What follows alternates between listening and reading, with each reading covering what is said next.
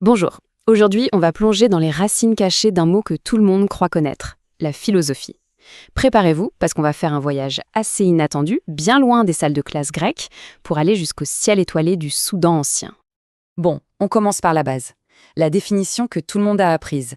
Philosophie, du grec ancien philosophia, l'amour de la sagesse. Simple, clair, net.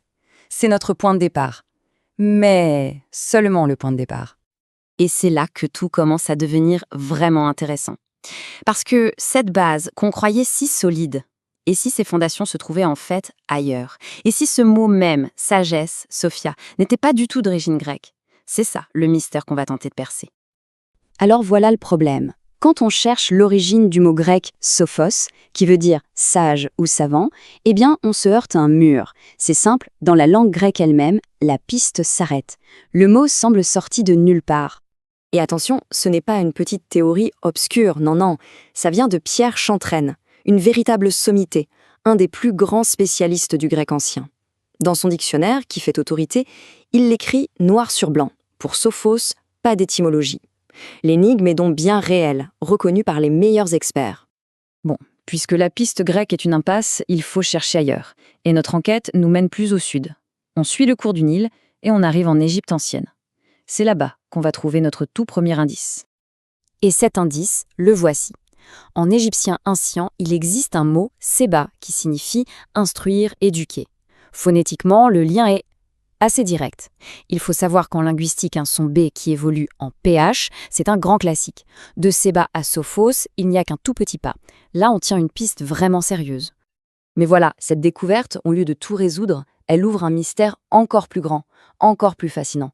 Parce qu'en égyptien, le mot Seba, il ne veut pas dire qu'une seule chose. Voilà le cœur du problème, ou plutôt de l'énigme. Le même son, le même mot, Seba, peut vouloir dire instruire et étoile.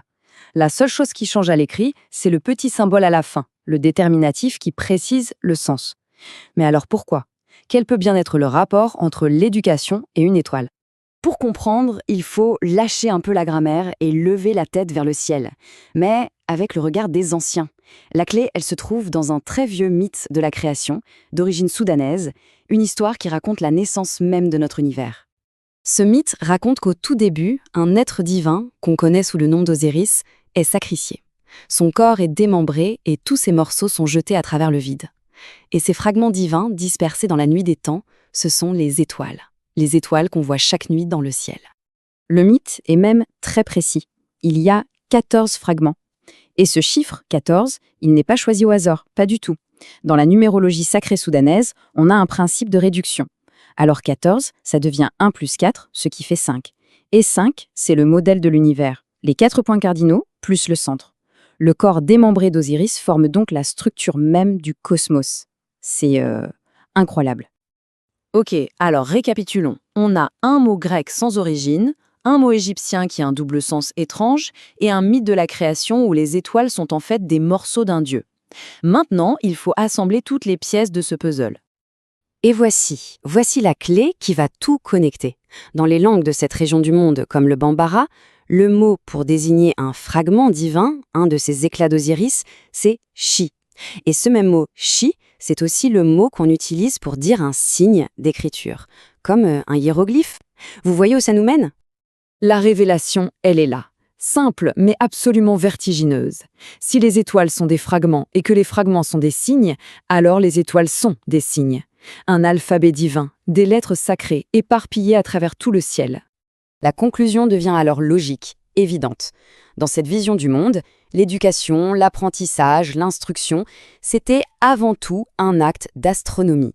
Apprendre à lire, c'était apprendre à lire le ciel. La connaissance venait, littéralement, d'en haut. Et voilà, notre énigme de départ est enfin résolue. On comprend maintenant pourquoi, pour les anciens Égyptiens, le mot pour instruire était exactement le même que le mot pour étoile. Les deux n'étaient pas juste liés, ils étaient une seule et même chose. L'instruction, c'était l'étude des étoiles. Point. Et le plus fascinant, c'est que cette idée si profonde ne s'est pas limitée à la vallée du Nil. Non, son écho linguistique, on l'entend résonner à travers de nombreuses cultures et langues sur tout le continent africain. Regardez ça, la racine pour signe, chi ou ti, elle se propage et elle évolue. En bas ça, Titi, ça veut dire image. En effet, ce même mot, Titi, veut dire étoile.